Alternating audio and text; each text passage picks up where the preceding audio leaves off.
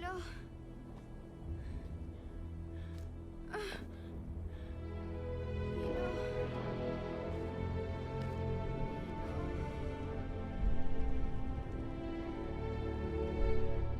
Hey everybody, this is V from Clocked Out Gamer, and we're checking out Planet of Lana.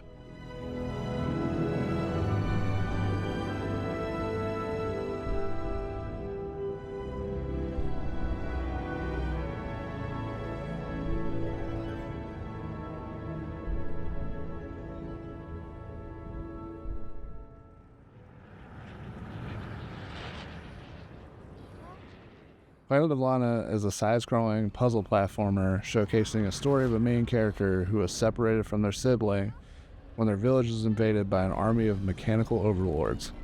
So that's a bummer.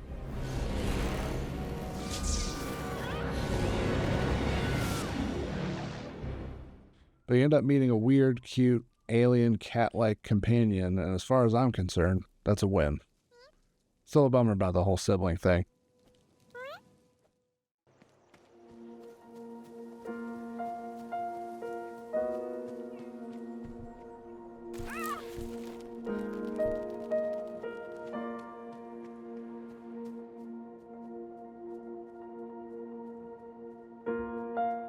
As a game that's easily picked up and played in short bursts before having to succumb to frustrating responsibilities like having to go to bed at a decent time and be able to get for work the next morning, or like leaving the house in general. Or don't, like I did sometimes. But I'm just some rando, you don't have to listen to me.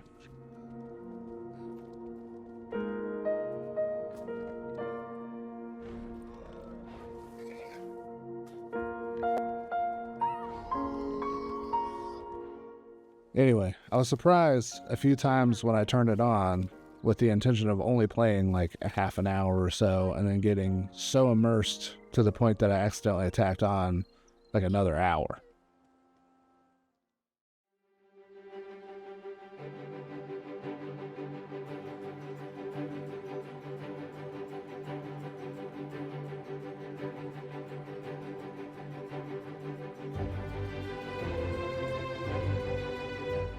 Now, I recommend playing this game with headphones because I was very impressed with the environmental sounds, the minimalist voice acting, and the dynamic music/score that's in this game.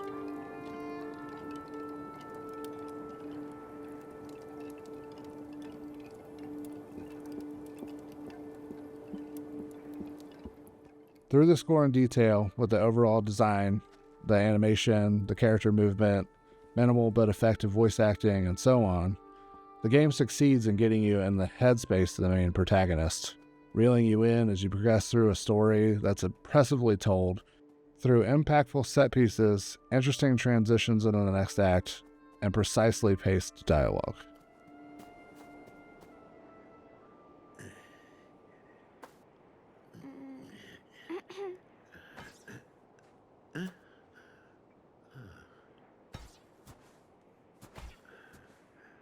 Planet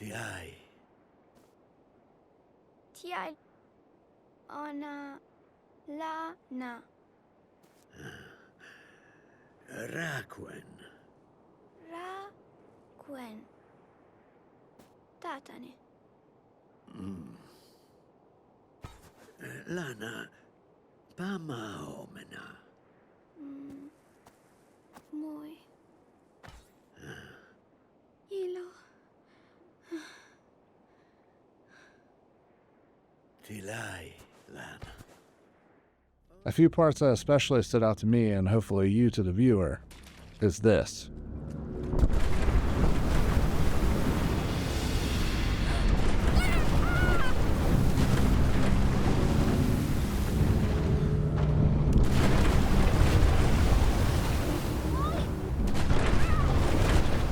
And this.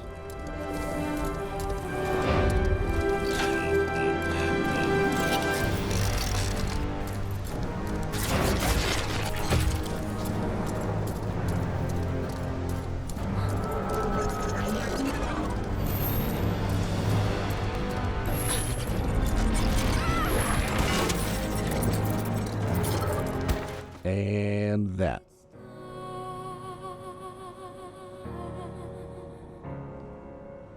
And all over the whole wide world,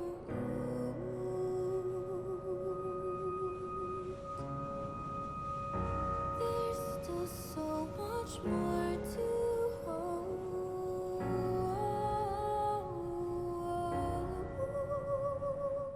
Now that I've got you hooked with those last 3 clips and you're thinking to yourself, man, this incredibly smart, super talented person with a jawline that could cut glass and the glutes of a god is onto something.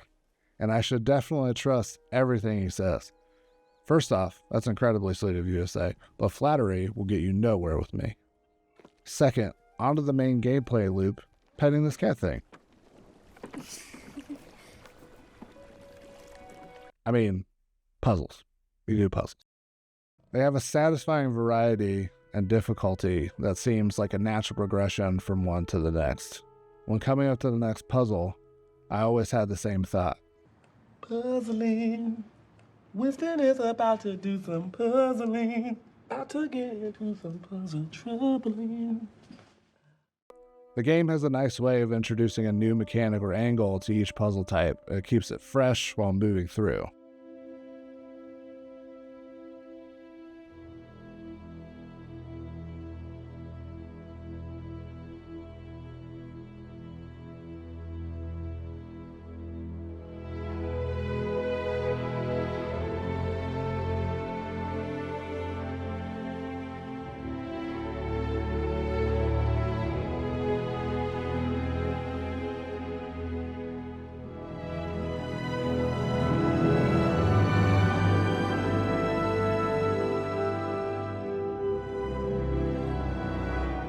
A good amount of them I was able to pass easily, while some others took more tries and some more brain power than I'm willing to admit to you fine people.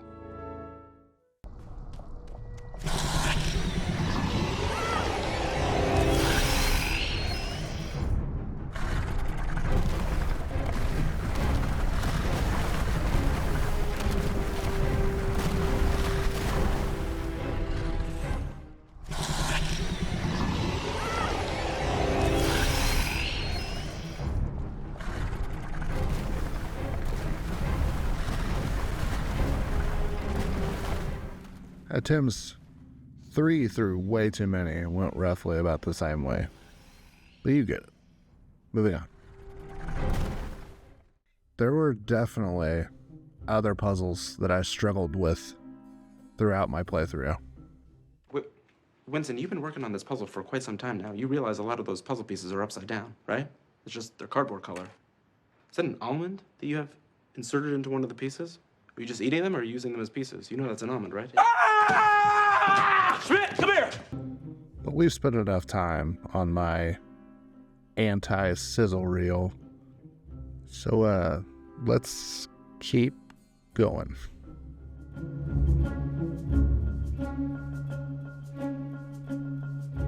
There are, however, some nice layups mixed in along the way to keep the gameplay flow interesting. Not to get too spoilery, but there is a chunk of the game where you get separated from your cat-ish companion, and it does slow down the flow a bit, but nothing too crazy that kept me from continuing on.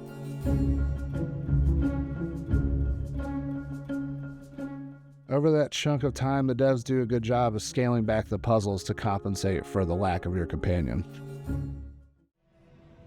To wrap up, I highly recommend you check out this game, even if it isn't necessarily something that you play, like me. So that's it. Thanks for watching.